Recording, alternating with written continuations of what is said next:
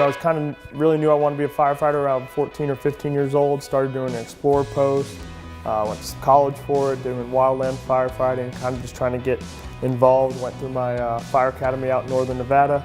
And I had a friend at the time, Derek Sutherland, who was working for the department from back home. He was working for Cobb County. So he gave me a call, said they were testing. This is about 2009, so I threw an application in, came out here on a whim. Turns out it worked out. In 2017 or so, I took the lieutenant's test, and at that point, got promoted. I was at Truck 4 at that time. I went to Station 5 because that was the lowest vacancy, the junior lieutenant spot. I went to Station 1 and then ended up here just due to some paramedic requirements for different officers. So I got here, I've been over here for a little over a year now at Station 22. Been married to my wife almost 2 years now. And so from there, we met when I was back in rookie school. She's actually the brother-in-law of Dan Lohman, one of the firefighters that works here.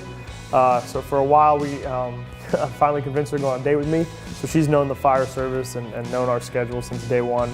And then our daughter, Andy Rose, just turned about 1 year old April 30th. So they're very supportive. My wife stays at home with our daughter to raise her, and she understands the passion and the drive in this job, and she's been supportive since day one of me working here and trying to get better for myself, and mostly importantly for my crew.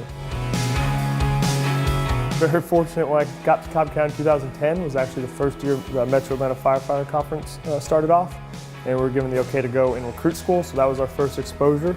And over the years I've been very fortunate to work under some great individuals. I was able to get involved with that this last year, being able to help with some instructor coordination for instructors coming in and out and classes and all that set up.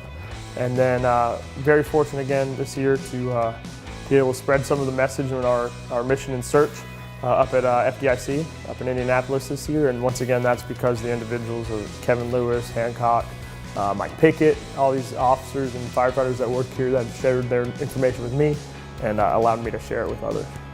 Cobb has always encouraged and supported individuals going out to seek knowledge and bringing that knowledge back. And because of that, we've seen a catalyst of success both on the fire ground, on the EMS world, technical rescue, all operations.